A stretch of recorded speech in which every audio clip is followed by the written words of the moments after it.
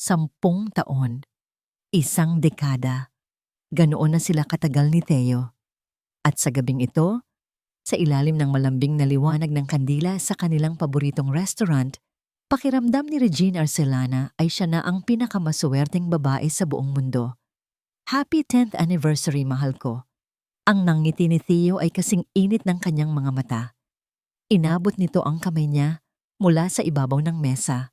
Ang pamilyar na init niyon ay ang kanlungan niya sa loob ng 10 taon. Hinaplos ni Regine ang mga guhit sa palad niyong asawa. Happy anniversary, Theo.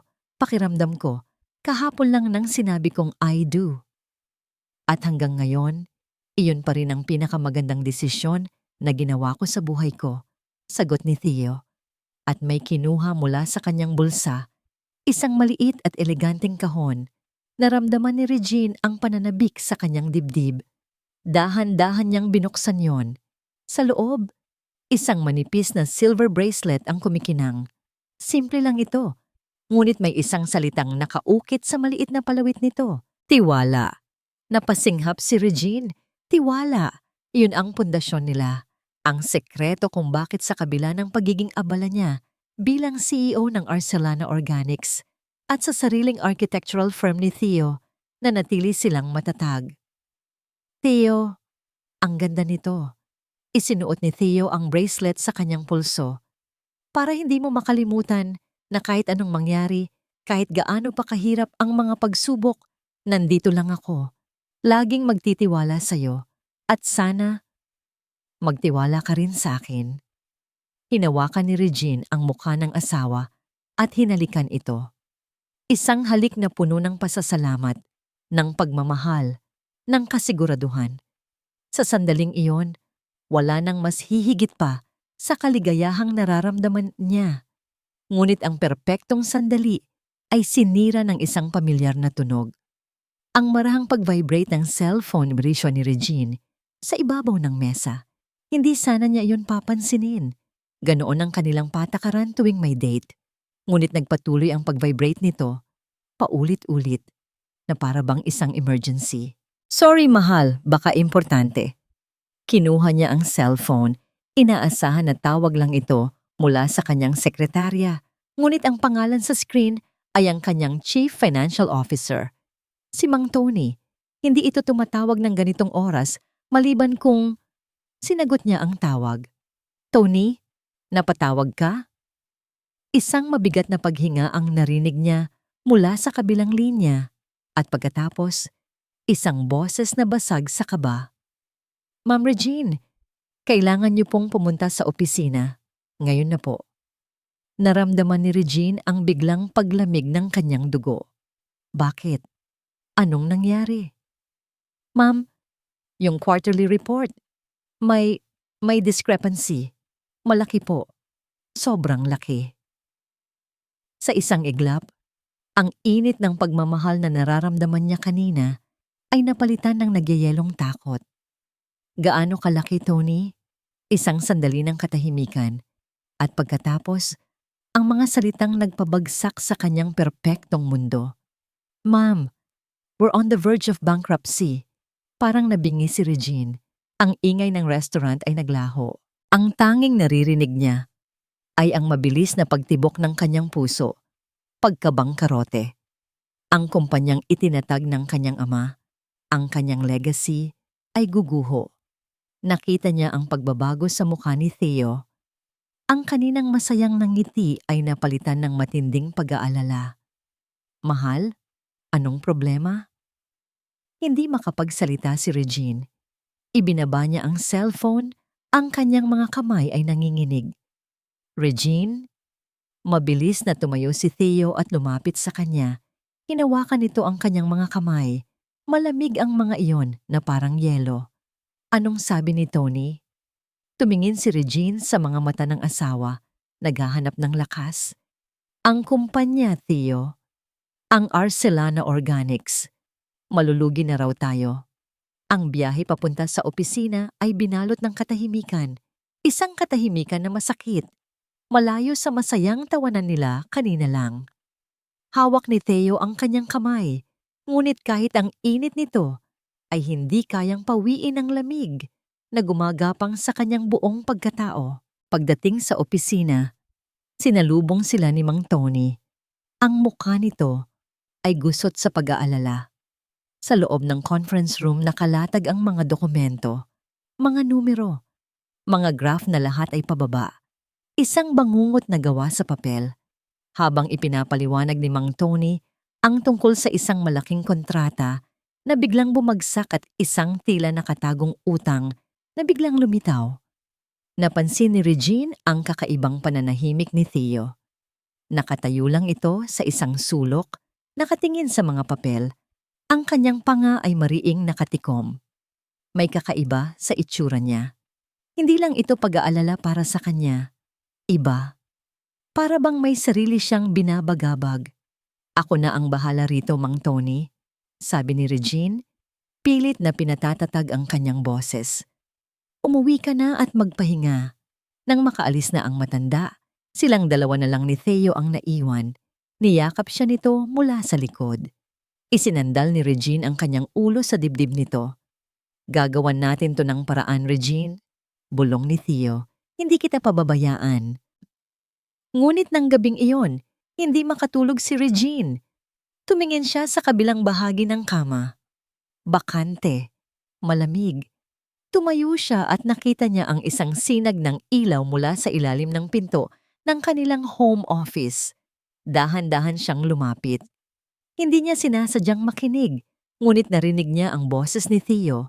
Pabulong, ngunit puno ng tensyon. Hindi pwedeng ganito. Oo, naiintindihan ko. Kailangan nating gumawa ng paraan. Hindi niya maintindihan ang buong konteksto.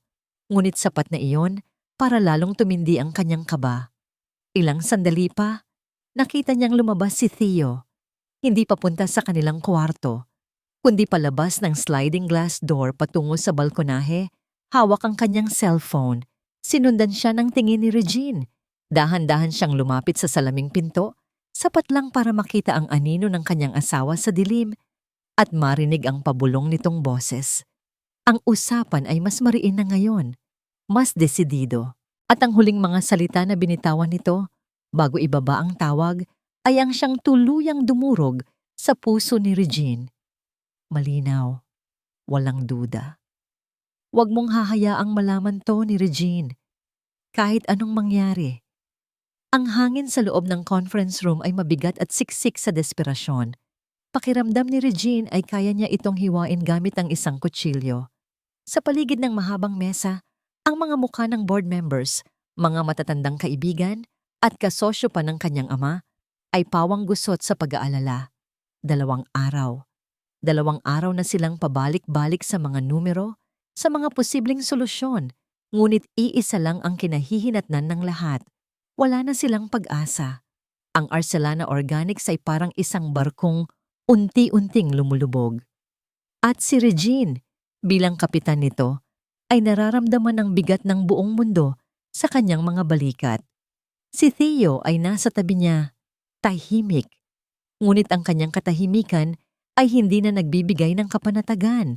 Mula noong gabing iyon ng kanilang anibersaryo, may isang pader na namagitan sa kanila. Isang pader na gawa sa mga lihim na tawag at mga pinto na nakakandado. Wala na ba talaga tayong ibang option? Basag ni Mr. De Silva, ang pinakamatandang miyembro ng board. Umiling si Mang Tony, ang CFO. Sinubukan na po natin ang lahat. Ang mga bangko ayaw na tayong pautangin. We need a miracle. At na para bang dininig ng langit, bumukas ang pinto ng conference room. Pumasok ang kanyang sekretarya na si Melissa, ang mukha nito ay may bahid ng pag-asa. Ma'am, pasensya na po sa abala. Pero may bisita po kayo. He insists on speaking to the board. His name is Javier Reyes. Nagkatinginan ang lahat. Javier Reyes, ang pangalan ay bago, ngunit sa mundo ng negosyo, mabilis itong gumagawa ng ingay. Isang batang investor na kilala sa pagsasalba ng mga kumpanyang nalulugi. Papasukin mo siya, sabi ni Regine, kumakapit sa manipis na sinulid ng pag-asa. Pumasok si Javier Reyes. Matangkad ito, balingkinita ng katawan, at suot ang isang mamahaling suit na tamang-tama ang lapat. Ang kanyang ngiti ay nakakabighani at ang kanyang mga mata ay matalino. Sa isang iglap, nagbago ang enerhiya sa loob ng kwarto. Mula sa desperasyon, naging pag-asa. Good morning everyone. My apologies for the intrusion. Panimula ni Javier. Ang boses niya ay kalmado at puno ng kumpiyansa. My firm has been following the success of Arcelana Organics for years, and I believe I can offer a solution to your current situation. Sa sumunod na oras, tila isang salamangkero si Javier. Inilatag niya ang isang plano na hindi lang basta mag-iiniksyon ng pondo sa kumpanya, kundi magbubukas din ng mga bagong merkado sa Southeast Asia. Ang kanyang presentasyon ay perpekto, ang kanyang mga sagot sa bawat tanong ay matalino at pinag-isipan. Naramdaman ni Regine ang unti-unting paggaan ng kanyang dibdib. Ito na ang himalang hinihintay nila. This is a very generous offer, Mr. Reyes, sabi ni Regine. Isang tunay na ngiti ang unang sumilay sa kanyang mga labi sa loob ng 2 araw. Please call me Javier, sagot nito, at ngumiti pabalik. Kung ganoon, sa tingin ko I have a question. Lahat ay napalingon kay Theo. Sa unang pagkakataon mula nang magsimula ang pulong, nagsalita ito. Ang boses niya ay malamig at matigas. Sa Section 7B ng inyong proposal, sabi ni Theo, nakaturo sa dokumento.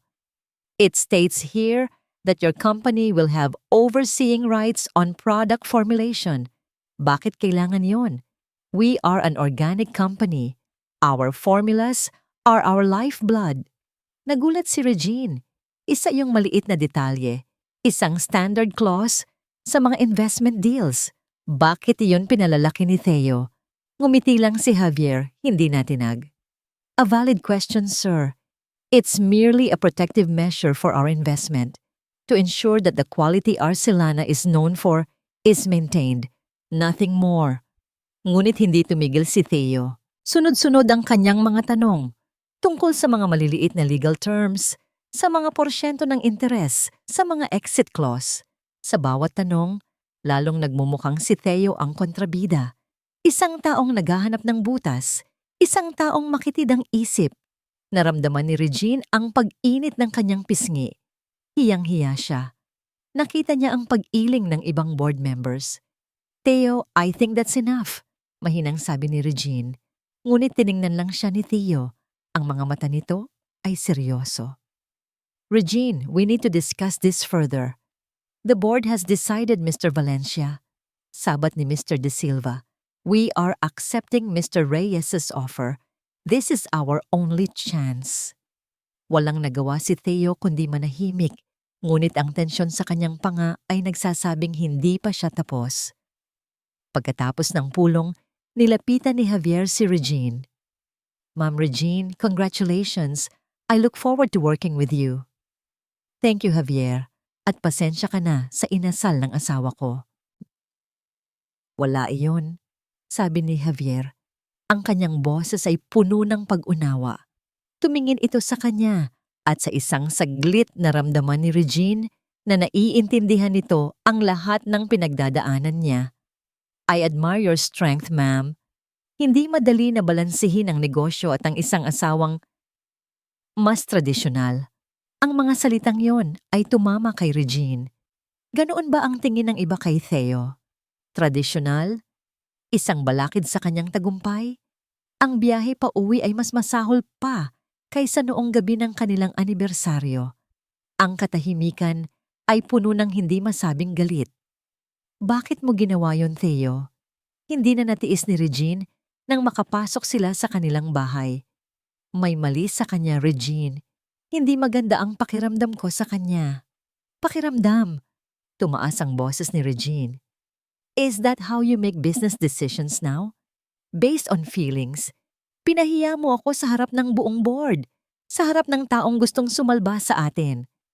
Pinoprotektahan lang kita. Sa pagprotekta mo, halos winasak mo na ang natitirang pag-asa natin. Ito na ba ang epekto ng mga problema mo sa sarili mong kumpanya? Dinadamay mo na ang sa akin? Dahil ba mas malaki ang problema ko kaysa sayo? Natigilan si Theo sa sinabi niya. Nakita ni Regine ang sakit sa mga mata nito. Ngunit masyado na siyang puno ng galit at pagod para umatras. Hindi ganyan, Regine. Umalis ka muna sa harap ko, Theo. Pagod na ako. Tinalikuran niya ito at pumasok sa kanilang silid. Isinara niya ang pinto at sa pagkakataong ito, siya naman ang naglock nito.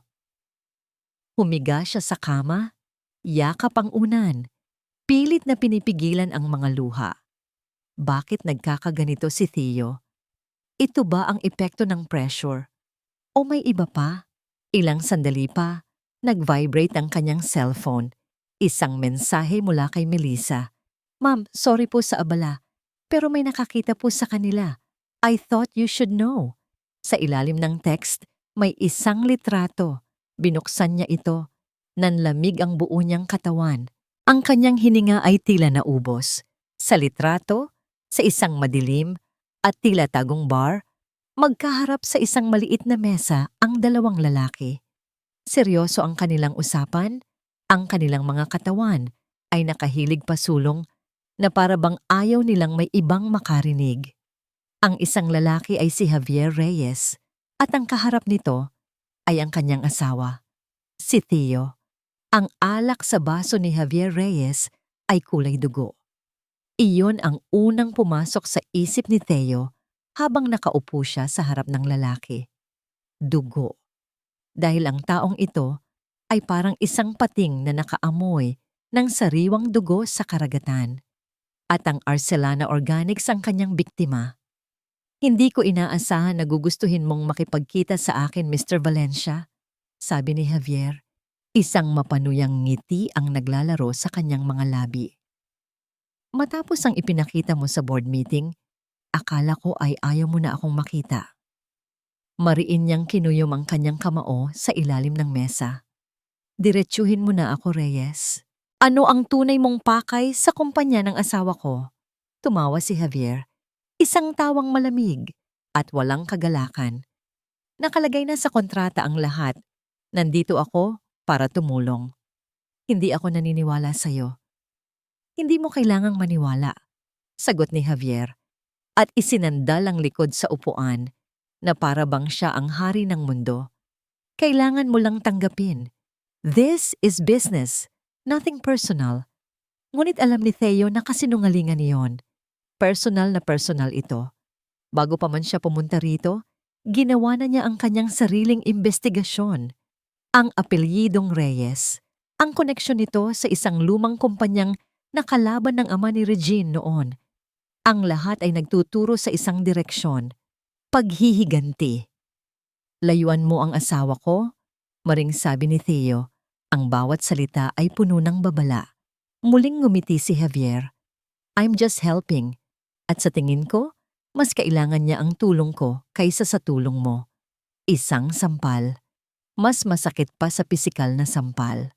Dahil sa isang banda, may katotohanan niyon. Sa ngayon, si Javier ang may solusyon. Siya, wala. Tanging isang pakiramdam na may maling mangyayari. Mag-ingat ka, Reyes. Sabi ni Theo bago tumayo. Bawat galaw mo, babantayan ko. Umalis si Theo sa bar na yon na may bigat sa kanyang dibdib. Habang naglalakad siya pabalik sa kanyang sasakyan, isang alaala ang biglang bumalik sa kanya. Isang alaala na pilit na niyang ibinabaon sa limot sa loob ng maraming taon. 15 taong gulang pa lang siya noon. Pumasok siya sa kanilang bahay at natagpuan niya ang kanyang ama, ang kanyang idolo, ang matatag na haligi ng kanilang pamilya na nakaupo sa dilim. Umiiyak, hindi humahagulgol, kundi tahimik na tumutulo ang mga luha sa mga mata nito habang nakatingin sa kawalan. Sa tabi nito, ang kanyang ina, pinipilit maging matatag. Ngunit ang panginginig ng mga kamay nito habang hinahaplos ang likod ng kanyang ama ay nagsasabi ng ibang kwento. Iyon ang araw na nalaman niyang naubos na ang lahat sa kanila. Naloko sila sa negosyo. Isang kasosyo na pinagkatiwalaan nila ang tumakbo sa lahat ng pera. Ang pera ay parang dugo. Kapag naubos, kasamang namamatay ang pangarap. Iyon ang aral na tumatak sa isip ni Theo. At iyon ang dahilan kung bakit hindi niya kayang sabihin kay Regine ang buong katotohanan. Ayaw niyang makita sa mga mata ni Regine ang takot at sakit na nakita niya sa mga mata ng kanyang ina. Kaya niyang tiisin ang galit ni Regine, pero hindi niya kakayanin kung makikita niya itong nasasaktan at nawawalan ng pag-asa.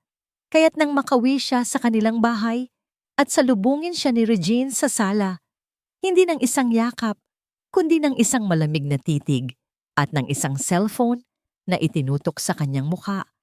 Alam na niyang nagsimula na ang bangungot, ang litrato. "Ano to, Theo?" tanong ni Regine. Ang boses nito ay nanginginig sa pinipigilang galit. Gusto niyang sumigaw. Gusto niyang sabihin, "Nakikipag-usap ako sa kalaban para protektahan ka." Gusto niyang ipaliwanag ang lahat.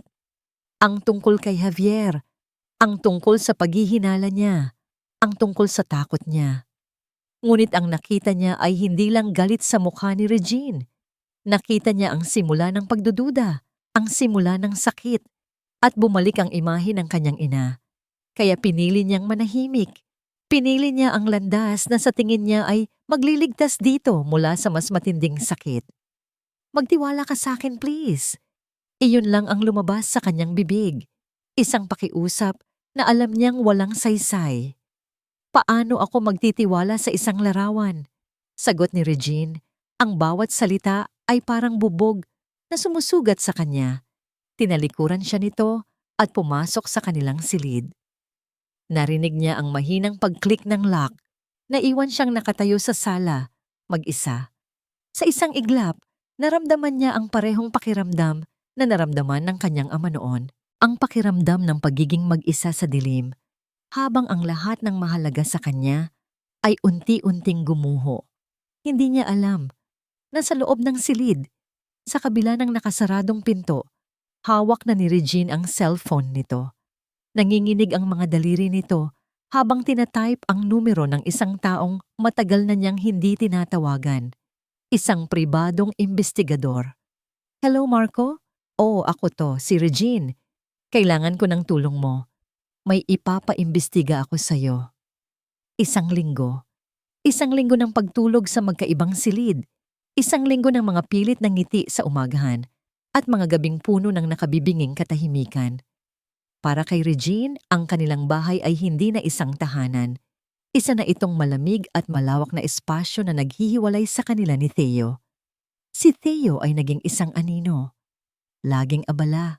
Laging may kausap sa cellphone, laging nakakulong sa kanyang opisina. Sinubukan niyang kausapin ito ng ilang beses, ngunit ang nakukuha lang niya ay ang paulit-ulit na sagot. "Ako na ang bahala. Magtiwala ka sa akin." Paano siya magtitiwala? Ang tiwala ay parang salamin.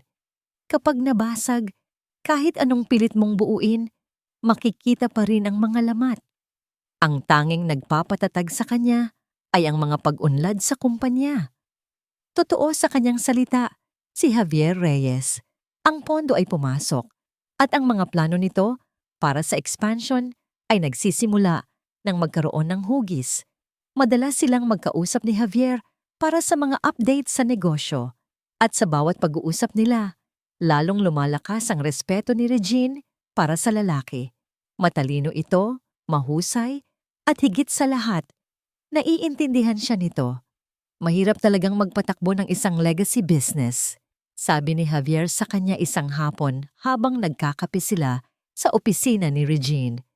People from the old generation, sometimes they find it hard to adapt to new, more aggressive strategies. Hindi nito binanggit ang pangalan ni Theo, pero hindi na kailangan. Alam ni Regine kung sino ang tinutukoy nito. "Theo is just protective," sagot ni Regine kahit hindi na niya sigurado kung pinagtatanggol pa ba niya ang asawa o ang sarili niya. Ngumiti si Javier, isang nangiting puno ng simpatiya. "Of course, and that's admirable. Pero minsan, ang sobrang pagiging protektibo ay nagiging hadlang sa paglago. Mga salitang simple, ngunit tumagos sa puso ni Regine. Kinagabihan, habang nag-iisa siya sa kanilang dating silid, tumunog ang kanyang cellphone. Isang unknown number. Hello? Ma'am Arcelana, si Marco po ito. Ang pribadong investigador. Napaupo si Regine ng tuwid. Marco, may nalaman ka na ba? Opo, ma'am. Na-email ko na po sa inyo ang initial report. Medyo nakakagulat po ang nalaman ko tungkol sa pamilya ni Sir Theo. Pagkababa ng tawag, dali-dali niyang binuksan ang kanyang laptop. Naroon na nga ang email. Confidential. Valencia Family Background Check. Nanginginig ang kanyang mga kamay habang binubuksan niya ang kalakip na file. Ang kanyang mga mata ay mabilis na tumakbo sa mga linya ng teksto, sa mga petsa, sa mga pangalan, at pagkatapos, natigil ito sa isang talata. The Valencia family, once a prominent name in real estate, filed for bankruptcy in the late 1990s. The patriarch, Mr. Gregorio Valencia, suffered from severe depression following the collapse of their business due to what was reported as a fraudulent deal with a business partner. Paulit-ulit na binasa ni Regine ang mga salita. Pagkabangkarote, naloko, depression, si Theo. Ang pamilya ni Theo, naranasan na pala nila ito. Sa isang normal na sitwasyon, ang mararamdaman niya ay awa at pag-unawa. Ngayon, maiintindihan na niya kung bakit ganito ka-protective si Theo. Ngunit ang sitwasyon ay hindi normal. Ang kanyang isip ay nilason na ng pagdududa. Biglang pumasok sa kanyang isipan ang mga sinabi ni Javier kanina. Money can make good men do desperate things. Lalo na kung may trauma sila sa kahirapan. Para siyang sinampal ng katotohanan. Isang masakit, nakakatakot, na katotohanan. Ang lahat ng piraso ng puzzle ay biglang nagkabit-kabit sa kanyang isipan, ngunit ang nabuong larawan ay isang imahe ng kataksilan. Ang pagkabangkarote ng pamilya ni Theo, ang desperasyon nitong huwag maulit ang nakaraan, ang biglaang paglitaw ni Javier Reyes, ang pagpupulong nila sa bar, ang mga lihim na tawag, ang pagtutol ni Theo sa kontrata na para bang nagpapakipot lang para itago ang isang mas malalim na kasunduan. Ang konklusyon ay sumabog sa kanyang isipan na parang isang bomba. Baka magkasabot sila ni Javier.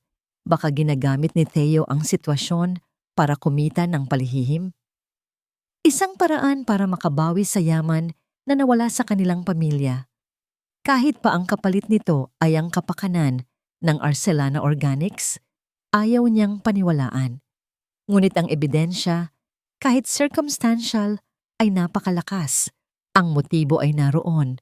Ang oportunidad ay naroon. Napahawak siya sa kanyang dibdib. Ang paghinga niya ay hirap. Ang sakit ay hindi mailarawan. Hindi ito ang sakit ng isang naluluging negosyo.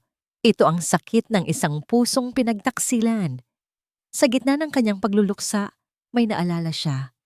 Isang bagay na matagal na niyang hindi napapansin.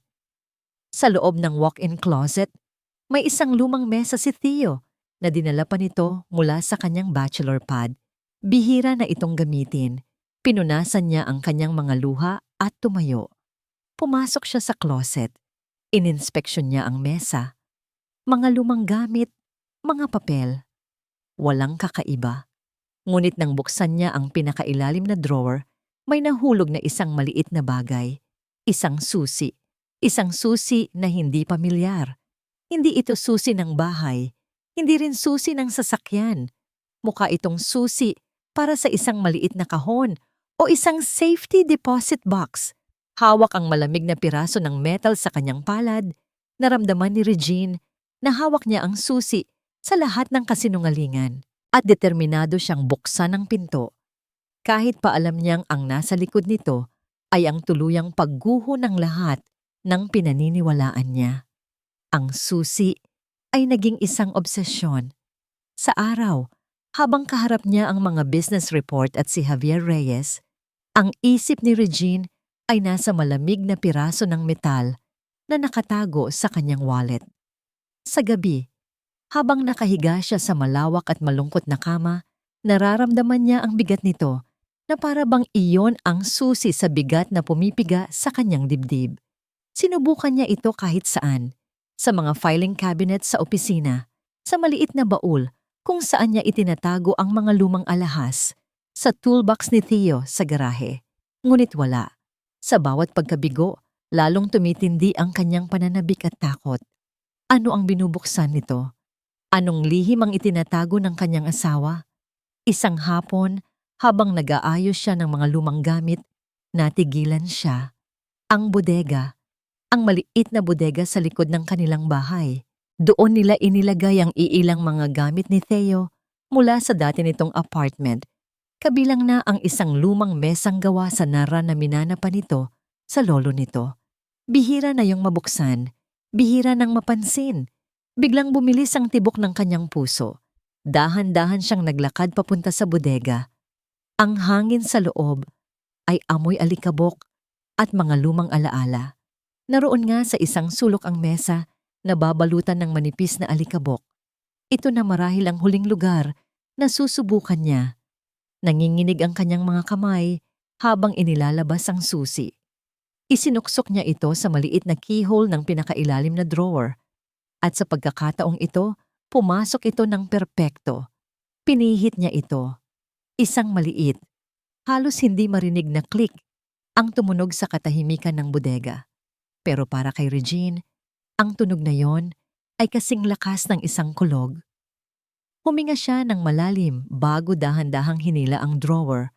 Sa loob, naroon ang mga lumang gamit. Isang kupas na litrato ng mga magulang ni Theo. Isang luma at gasgas ng relo, mga bagay na sentimental. Sa isang saglit nakaramdam siya ng guilt, para siyang isang magnanakaw na nagnanakaw ng mga pribadong alaala. Ngunit sa ilalim ng mga litrato, may isang folder, isang ordinaryong brown folder na walang anumang nakasulat. Nanginginig ang kanyang mga kamay habang inaabot iyon. Binuksan niya. Mga papel, mga dokumento. Ang mga mata niya ay mabilis na tumakbo sa mga unang linya. Draft Memorandum of Agreement at pagkatapos, ang mga pangalang nakalagay. Sa pagitan ng JVR Holdings, kinakatawan ni G. Javier Reyes at hindi si Regine, hindi ang Arcelana Organics, kundi Valencia Consulting Services, kinakatawan ni G. Theodore Valencia. Nanlamig ang buong katawan ni Regine. Valencia Consulting Services? Ano ito? Wala siyang alam na ganitong kumpanya si Theo. Pinilit niyang magpatuloy sa pagbabasa kahit pa ang bawat salita ay parang kutsilyong humihiwa sa kanyang puso. Ang mga nilalaman ng kontrata ay isang malinaw na kataksilan. Pagsasali ng kontrol sa distribusyon ng 3 pangunahing produkto ng Arcelana Organics sa JVR Holdings. Pagbabahagi ng mga lihim na formulasyon para sa quality assurance purposes. At ang pinakamasakit sa lahat, isang malaking porsyento ng kita mula sa mga produktong ito na direktang mapupunta, hindi sa Arcelana Organics, kundi sa isang account sa ilalim ng pangalan ng Valencia Consulting Services bilang consultation fee. Nalaglag ang mga papel mula sa kanyang nanginginig na mga kamay. Ang hangin ay tila naubos sa kanyang baga. Ito na, ang ebidensya, ang patunay. Ang lahat ng pagdududa niya ay kumpirmado. Hindi lang siya pinagtataksilan ni Theo bilang asawa, pinagtataksilan din nito ang legasiya ng kanyang ama. Ginagamit nito ang krisis ng kumpanya para sa sarili nitong kapakanan. Sila ni Javier. Magkasabot sila mula pa sa simula. Nanlambot ang kanyang mga tuhod. Napaupo siya sa maalikabok na sahig ng bodega. Napapaligiran ng mga lumang alaala na ngayon ay nababahiran na ng kasinungalingan. Hindi na niya napigilan ang mga luha. Sunod-sunod itong pumatak, mainit at puno ng sakit. Ang bracelet sa kanyang pulso, ang bracelet na may salitang tiwala, ay parang isang nagbabagang bakal na pumapaso sa kanyang balat. Hinubad niya ito at ibinato sa isang sulok. Wala nang tiwala. Wala nang natira. Sa gitna ng kanyang paghagulgol, isang pamilyar na tunog ang pumunit sa katahimikan, ang kanyang cellphone. Sinagot niya ito nang hindi tinitingnan kung sino ang tumatawag.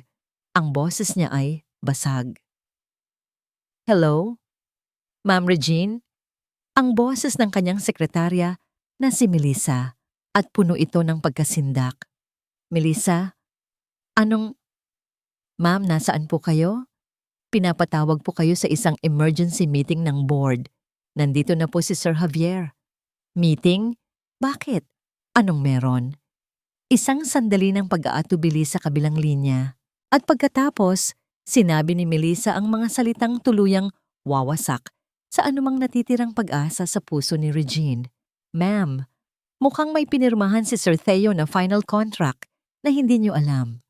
Ang biyahe papunta sa opisina ay malabo at walang tunog. Naramdaman ni Regine ang lamig ng leather na upuan ng sasakyan. Nakita niya ang mga ilaw ng syudad na dumadaan na parang mga mantsa ng kulay sa bintana. Ngunit wala siyang maramdaman. Manhid. Ang tanging malinaw sa kanyang isipan ay ang imahe ng kontratang natuklasan niya. Ang pangalan ni Theo, ang pangalan ng kumpanya ni Javier, ang kontratang sumira sa lahat. Pagpasok niya sa gusali, ang mga security guard na dati ay masaya siyang binabati, ay yumuko lang na para bang nakikiramay. Bawat hakbang niya sa pasilyo patungo sa conference room ay parang isang marcha patungo sa kanyang sariling bitayan. Pagbukas niya ng pinto, naroon na silang lahat. Ang board members nakaupo na parang mga estatwa.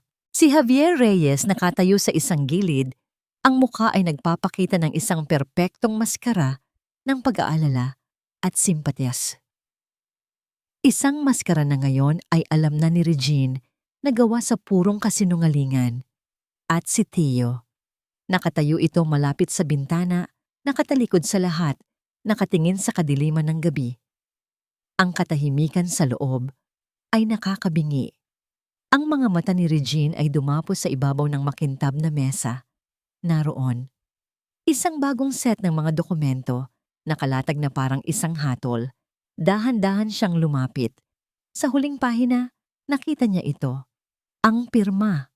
Isang pamilyar, malinis, at matatag na pirma na nakita na niya sa kanilang marriage contract 10 taon na ang nakalipas.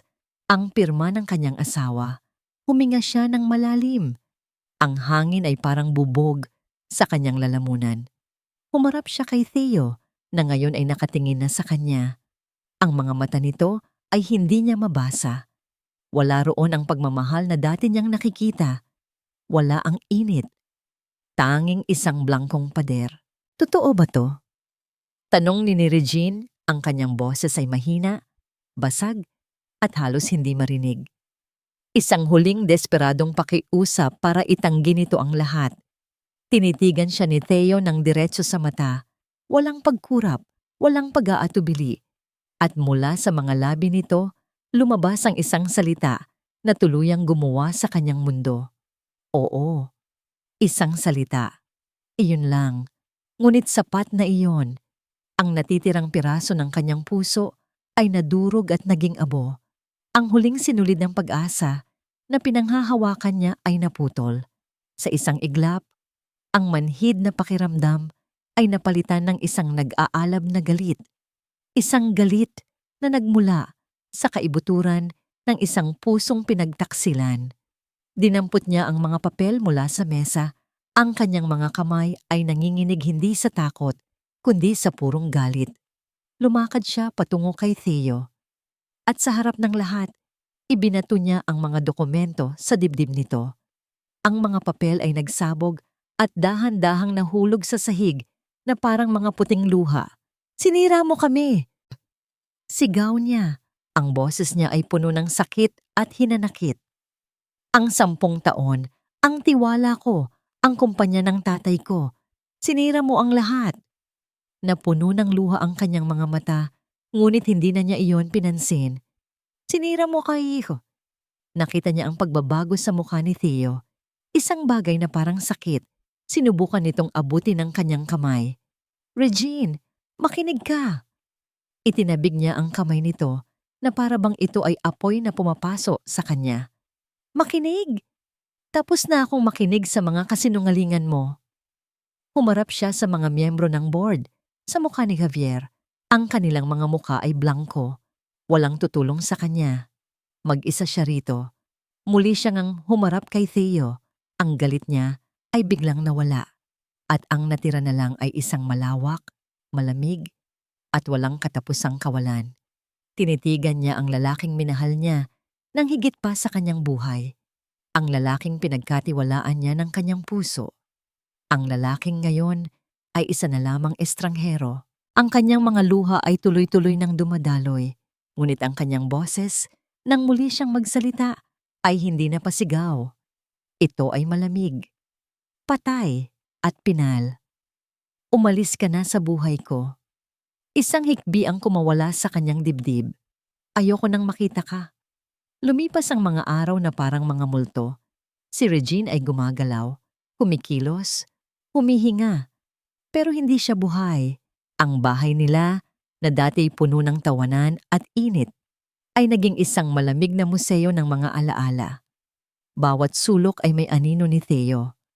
Ang paborito nitong upuan, ang tasa ng kape na naiwan nito sa kusina.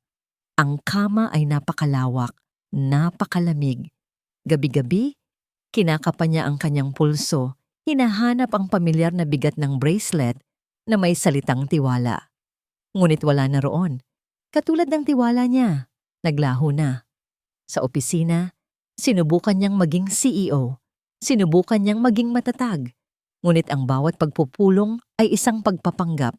Si Javier Reyes na ang halos nagpapatakbo ng lahat sa ilalim ng pagkukunwaring pagtulong sa kanya sa panahon ng kanyang personal na krisis. Ang mga miyembro ng board ay sumusunod dito na parang mga tupa. Isang hapon, pumasok si Javier sa kanyang opisina nang walang paalam. May dala itong 2 tasa ng kape.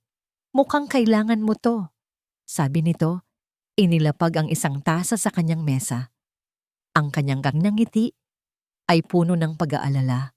Ngunit sa mga mata nito, nakita ni Regine ang isang kislap ng tagumpay. Salamat, mahinang sagot niya. Umupo si Javier sa silyang nasa harap ng kanyang mesa na para bang pag-aari na nito ang lugar. Regine, alam kong mahirap ang pinagdadaanan mo, pero kailangan mong maging matatag. The company needs you. Hindi siya sumagot. Wala na siyang lakas para makipagplastikan. Pinaplano ko na ang unang yugto ng ating Asian expansion. Pagpapatuloy ni Javier, tila hindi napansin ang kanyang pananahimik. Once we rebrand the top 3 products, we can finally erase the old ways. Finally, the Old Man Arcellana's legacy is where it belongs. May kakaibang diin sa pagkakasabi nito ng Old Man Arcellana. Isang diin na puno ng paghamak. Ipinagsawalang bahala yon ni Regine. Baka guni-guni niya lang. Ngumiti si Javier. Tila nasisiyahan sa sarili. Uminom ito ng kape. Sayang, sabi nito, na parang nag-iisip ng malakas. Kung naging matalino lang sana si Theo at tinanggap agad ang unang offer ko, hindi na sana siya nahirapan ng ganito. Natigilan si Regine. Ang kanyang isip na sa loob ng maraming araw ay manhid at mabagal, ay biglang naging alerto. Unang offer? Anong unang offer? Wala siyang alam na may naunang alok. Siya ang CEO. Dapat alam niya ang lahat ng opisyal na negosasyon. Tinitigan niya si Javier. Anong unang offer? Biglang natigilan si Javier. Isang bahagyang pagkataranta ang gumuhit sa mukha nito bago ito mabilis na napalitan ng isang kalmadong ngiti. Oh, wala iyon. Just a casual business talk between men. Bago pa ang formal proposal, you know how it is. Ngunit huli na. Nakita na ni Regine ang lamat sa perpektong maskara nito. Hindi nag-register sa isip niya ang mga sumunod pang sinabi ni Javier. Ang tanging umuulit-ulit sa kanyang utak ay ang mga salitang iyon. Unang offer ko kay Theo, Bakit aalukin ni Javier si Theo ng palihim kung magkasabwat naman sila? Kung plano nilang lokohin ang kumpanya, hindi ba't dapat ay iisa lang ang kanilang plano mula sa simula? Hindi magkakaroon ng offer. Ang isang alok ay ibinibigay sa isang taong nasa kabilang panig. Nang makaalis na si Javier, naiwan si Regine na nakatitig sa kawalan. Ang isang maliit na detalye na yon ay hindi tugma sa lahat ng pinaniniwalaan niya. Para itong isang piraso ng puzzle na galing sa ibang kahon. At bigla, may naalala siya. Isang gabi, mga 5 taon na ang nakalipas. Nagse-celebrate sila ng isang maliit na tagumpay sa negosyo ni Theo. Uminom sila ng wine at masaya siyang nagkwento kung paano niya nakuha ang isang mahirap na kliyente. Paano mo nagawa? Tanong niya noon. Ngumiti si Theo. Ang ngiting iyon na dati kayang magpatunaw sa lahat ng kanyang pag-aalala. Sa negosyo, mahal, sabi nito sa kanya. Minsan, kailangan mong magpanggap na natalo ka sa isang maliit na laban para mapanalo mo ang buong giyera.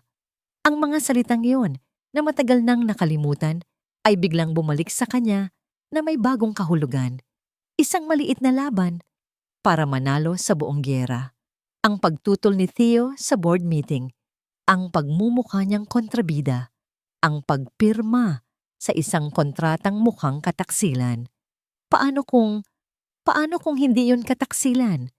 Paano kung yun ay isang pagsasakripisyo?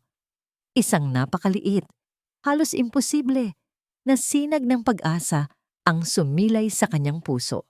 Isang pag-asa na napakasakit. Dahil kung totoo ito, nangangahulugan na hinusgahan niya ang lalaking pinakamamahal niya sa maling paraan. Dinampot niya ang kanyang cellphone, nanginginig ang mga daliri. Tinawagan niya si Theo. Isang ring. 2, 3. The number you have dialed is currently unavailable. Please try your call later. Ibinaba niya ang telepono. Ang kanyang paghinga ay mabilis. Ang kanyang puso ay kumakarera. Kailangan niya itong makausap. Kailangan niyang malaman ang totoo. Saan siya pupunta? Saan siya hahanapin? At pagkatapos, naalala niya ang lugar na laging sinasabi ni Theo na nagbibigay sa kanya ng kapayapaan. Ang lugar kung saan ito nagpupunta kapag ang mundo ay masyadong magulo. Ang luma at abandonadong bahay ng mga magulang nito sa probinsya. Hindi na siya nag-isip pa. Kinuha niya ang kanyang bag at ang susi ng kanyang sasakyan. Wala na siyang pakialam sa board meeting, sa kumpanya. Kay Javier, isa lang ang mahalaga, ang mahanap si Theo at ang malaman ng katotohanan. Ang alikabok ay sumasayaw sa bawat sinag ng hapon na tumatagos sa mga siwang ng bintana. Para kay Theo, ang lumang bahay ng kanyang mga magulang ay hindi lang isang gusali. Ito ay isang monumento. Isang monumento ng mga pangarap na gumuho ng isang pangalan na nawalan ng kislap. Nakatayo siya sa gitna ng sala, hawak ang isang kupas na litrato.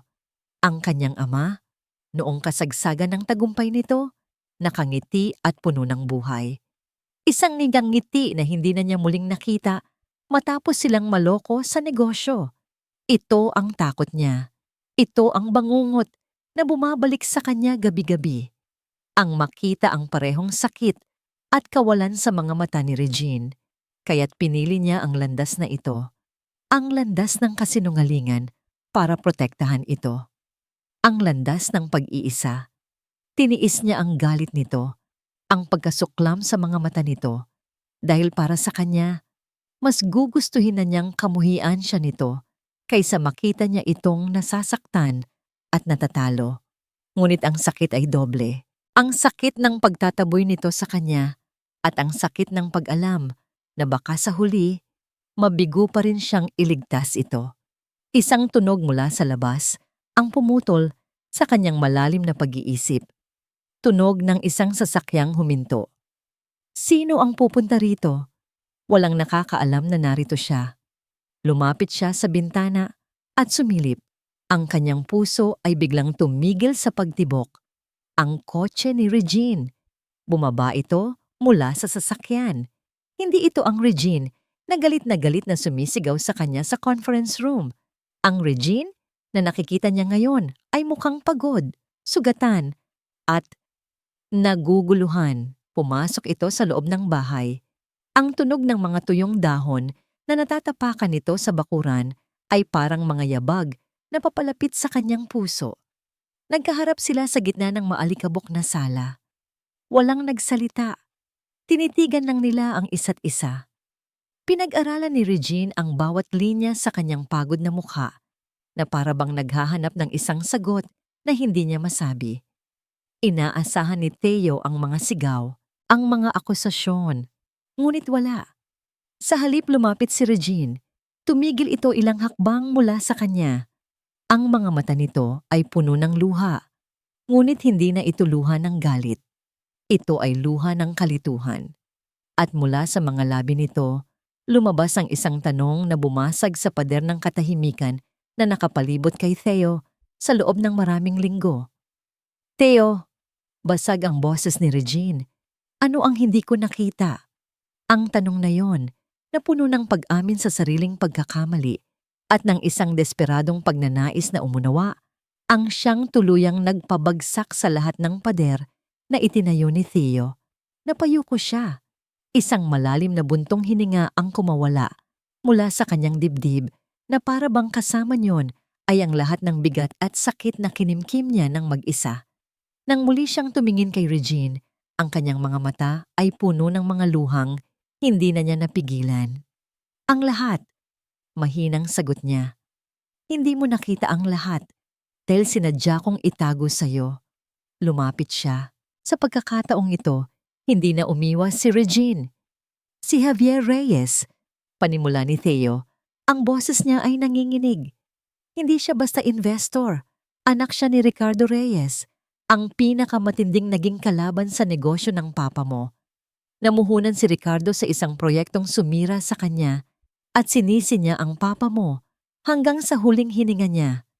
Si Javier, nandito siya para maghiganti, hindi lang para kunin ang kumpanya, kundi para wasakin ang pangalang Arcelana, para wasakin ka. Napatakip ng bibig si Regine. Ang lahat ng piraso ng puzzle ay nagsimulang mag-iba ng ayos sa kanyang isipan. Ang kontratang yon, ang pinirmahan ko. Pagpapatuloy ni Theo, ang boses niya ay puno ng sakit. Isa iyong patibong, Regine. Isang legal na bitag.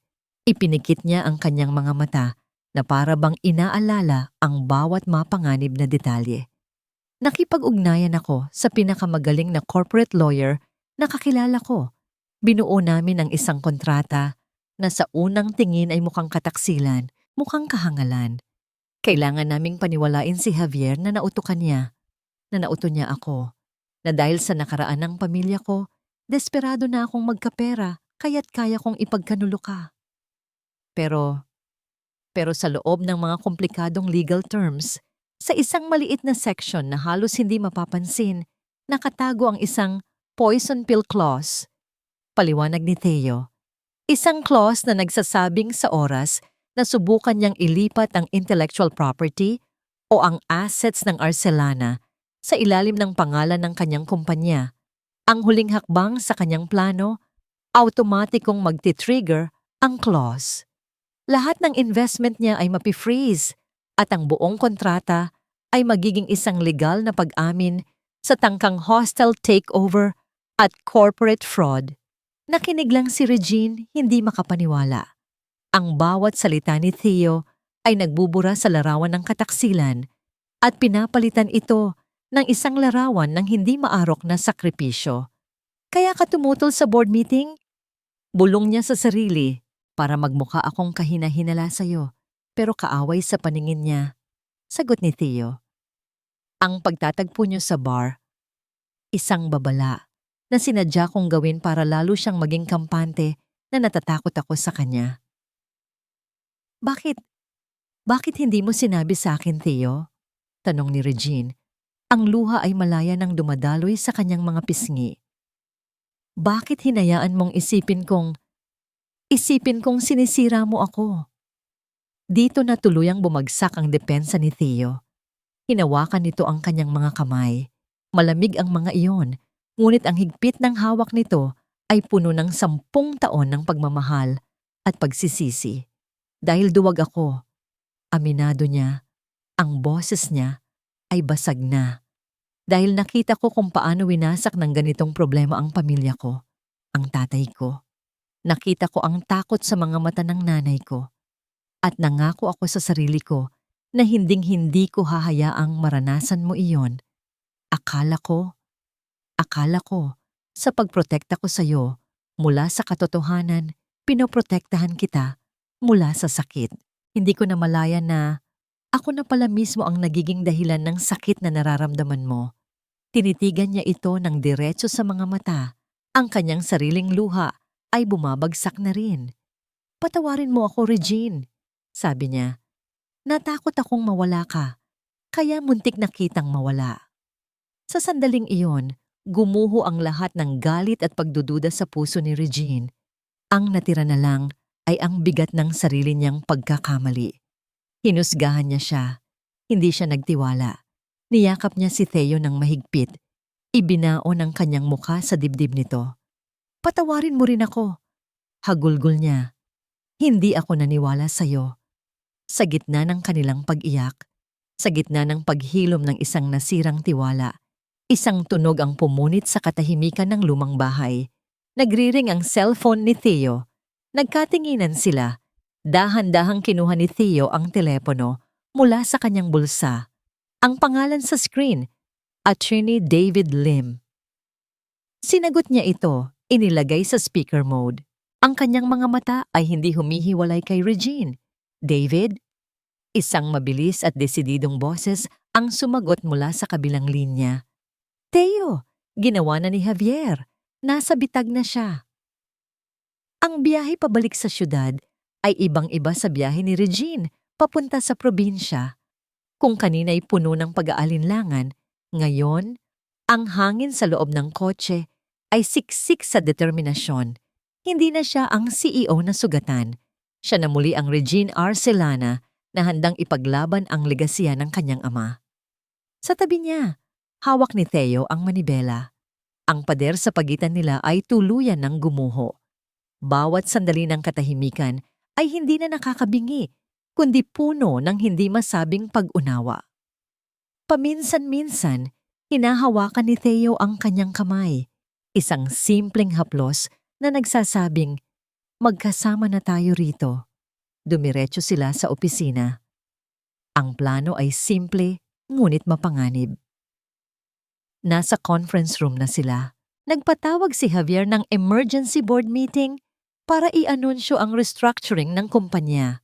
Sabi ni Attorney Lim sa telepono. This is it. Once he presents the documents transferring the brand patents to his holding company, that's the final nail in his coffin. Kami na ang bahala, David. Be on standby. Sagot ni Theo bago ibaba ang tawag. Huminga ng malalim si Regine. Hinarap niya si Theo. Handa ka na ba? Hinawakan ni Theo ang kanyang muka. Kasama kita. Palagi akong handa. Naglakad sila sa pasilyo, hindi na bilang 2 taong nag-iwasan, kundi bilang isang puwersa. Magkahawak ang kanilang mga kamay. Bawat empleyadong nakakasalubong nila ay napapatigil, nagugulat, nagtataka. Ang usap-usapan ay tapos na sila. Ngunit ang nakikita nila ngayon ay ibang-iba. Pagdating nila sa tapat ng conference room, huminto sila. Ano man ang mangyari sa loob, sabi ni Regine, salamat po, Theo, sa lahat. Mahal kita. Iyon lang ang sagot ni Theo. At sapat na yon. Binuksan nila ang pinto. Ang eksena sa loob ay eksakto sa inaasahan nila. Si Javier Reyes ay nakatayo sa dulo ng mesa, na parang isang hari sa kanyang trono. Ipinapakita niya sa screen ang isang presentasyon. Ang logo ng Arcelana Organics ay pinalitan na ng logo ng JVR Holdings. As you can see, mayabang na sabi ni Javier, this merger is the next logical step to ensure the brand's survival and dominance. Natigil siya sa pagsasalita nang makita niya si Regine at Theo nakatayo sa pintuan, magkahawak kamay. Ang pagtataka sa mukha ni Javier ay mabilis na napalitan ng isang mapanuyang ngiti.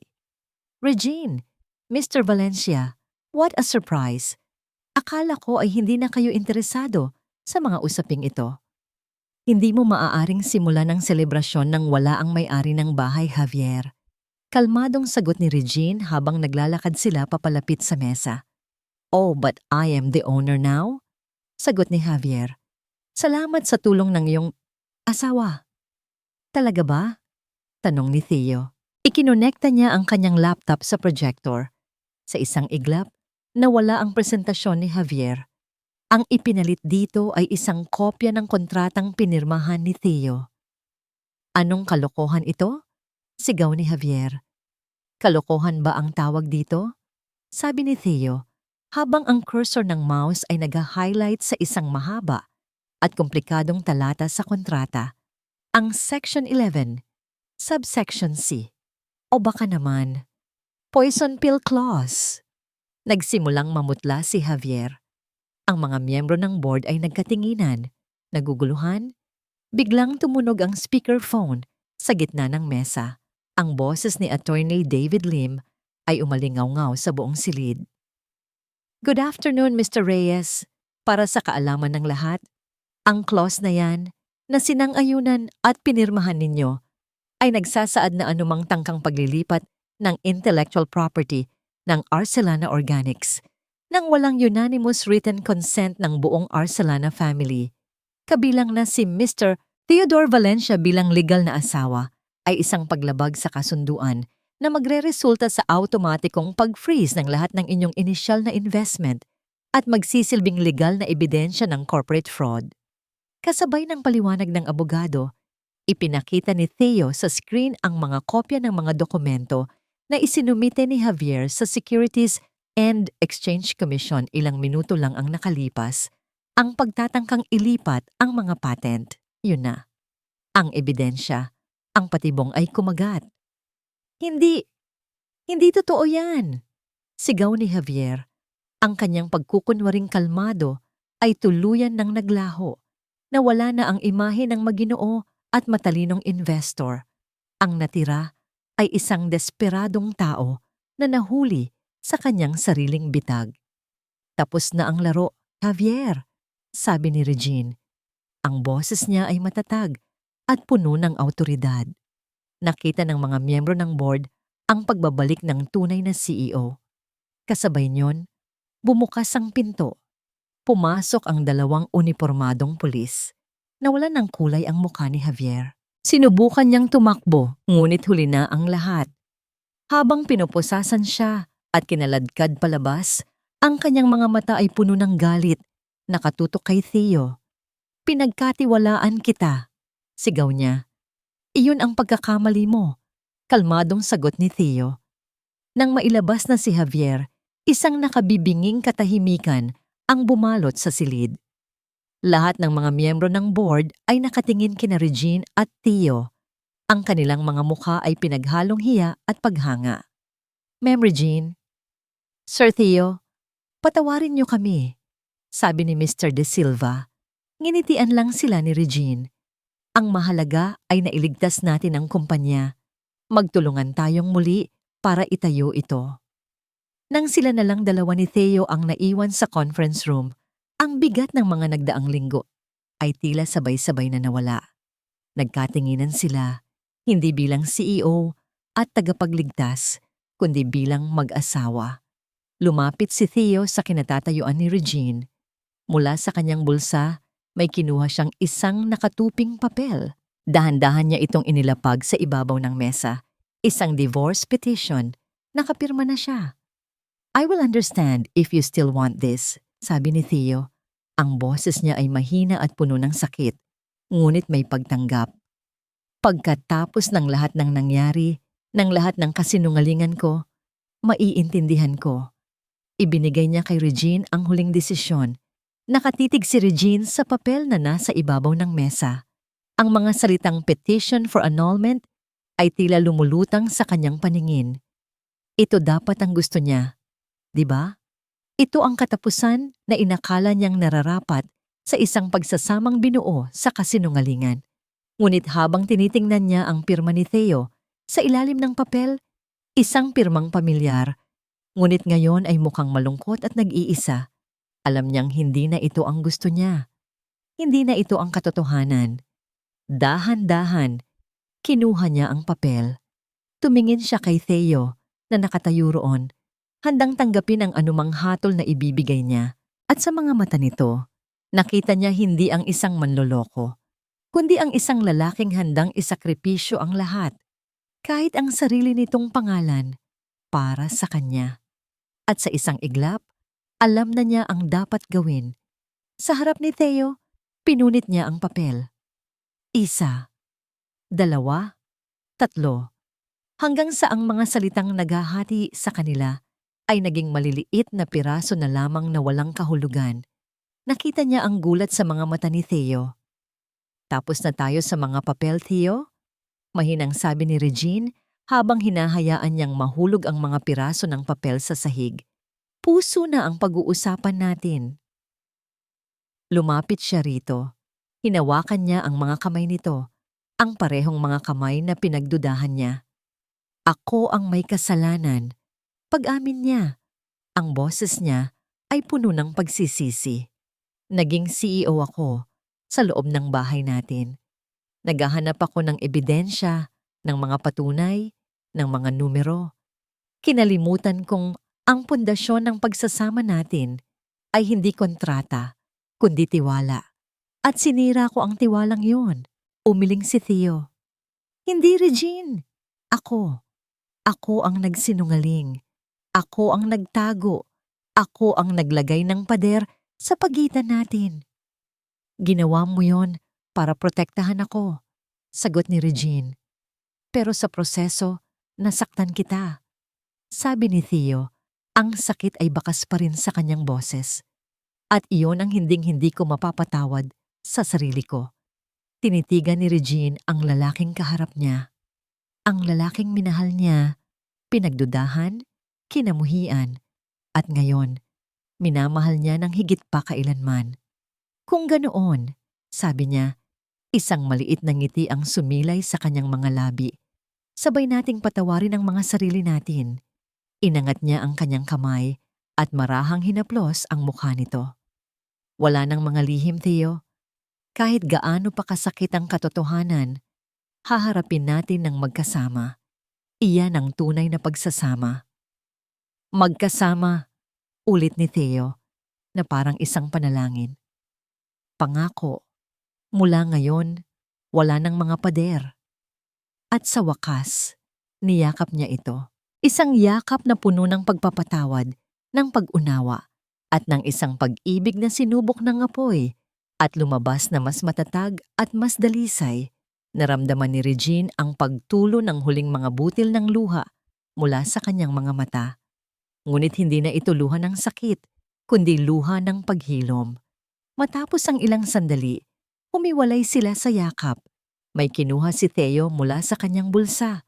Ang silver bracelet. Naiwan mo ito sa bodega, sabi nito. Kinuha niya ito at isinuot muli sa kanyang pulso. Sa pagkakataong ito, ang salitang tiwala ay hindi na isang simpleng salita. Isa na itong pangako. Isang paalala. Magkahawak kamay silang lumapit sa malaking bintana ng conference room. Mula roon, tanaw nila ang buong syudad na unti-unti nang nilalamon ng takip silim. Isang bagong gabi, isang bagong simula. Ang Arcelana Organics ay naligtas, ngunit ang mas mahalaga, ang pagsasama nila ay naligtas. Isinandal ni Regine ang kanyang ulo sa balikat ni Theo. Naramdaman niya ang paghalik nito sa kanyang buhok. Ito ang pinakamahalagang kontrata. Bulong ni Regine habang hinahaplos ang bracelet sa kanyang pulso. At ito, sagot ni Theo, habang hinahalikan ng singsing sa daliri ni Regine, ang may pinakamatibay na poison pill clause. Napangiti si Regine, isang tunay, masaya at magaan na ngiti. Sa unang pagkakataon sa loob ng napakatagal na panahon, naramdaman niyang nasa tahanan na siya.